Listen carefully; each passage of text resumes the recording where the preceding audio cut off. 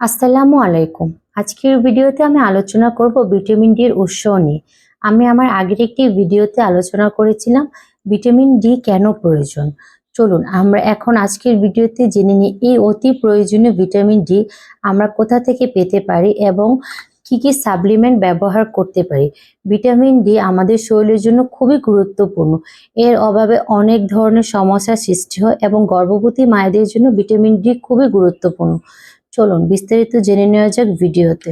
Vitamin D এর সবচেয়ে গুরুত্বপূর্ণ উৎস হচ্ছে সূর্যের আলো। প্রতিদিন অন্তত 30 মিনিট সূর্যের আলো সংস্পর্শে থাকুন, ভিটামিন ডি এর ঘাটতি পূরণ হবে। তাছাড়া তৈলাক্ত বা সামুদ্রিক মাছে প্রচুর পরিমাণ ভিটামিন ডি পাওয়া যায়। স্যালমন ফিশ, টুনা ফিশ খেতে পারেন। ডিমের কুসুমে প্রচুর পরিমাণ ভিটামিন ডি আছে। দুধ বা দুধের তৈরি বিভিন্ন খাবারে ভিটামিন ডি পাওয়া যায়। এগুলো থেকে আমাদের শরীরে ভিটামিন ডি এর ঘাটতি পূরণ হতে পারে। তাছাড়া কারো যদি ভিটামিন ডি এর সমস্যা থাকে, তা অত্যন্ত পরিমাণ থাকে, তাহলে তাকে অবশ্যই সাপ্লিমেন্ট গ্রহণ করতে হবে।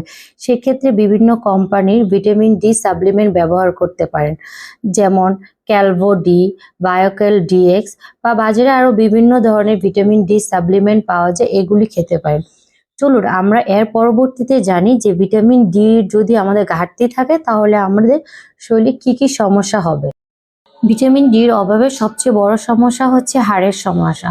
প্রাপ্তবয়স্কদের অস্টিওপোরোসিস দেখা দেয়, আর শিশুদের হাড় দুর্বল হয়ে যায়, রিকেট হয়।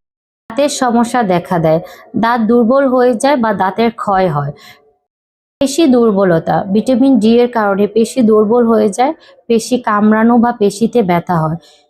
ইমিউন সিস্টেমের দুর্বলতা, ভিটামিন ডি শরীরে রোগ প্রতিরোধ বাড়াতে সাহায্য করে, আর ভিটামিন ডির ঘাটতি থাকলে শরীর দুর্বল হয়ে যায় এবং বিভিন্ন রোগে আক্রান্ত হতে পারে। ওজন নিয়ে সমস্যা, কিছু গবেষণায় দেখা গেছে ভিটামিন ডির অভাবে ওজন বেড়ে যেতে পারে, আবার কারো কমেও যেতে পারে। মানসিক সমস্যা, ভিটামিন ডির অভাবে মানসিক উদ্বিগ্নতা, বিষণ্ণতা, ক্লান্তি বোধ হওয়া অনুভব হতে পারে। চলুন আমরা প্রতিদিন অন্তত 30 মিনিট সূর্যের আলো সংস্পর্শে থাকি এবং ভিটামিন ডির অভাব দূর করি। ধন্যবাদ সবাইকে, ভিডিওটি দেখবেন এবং শেয়ার করে দিবেন।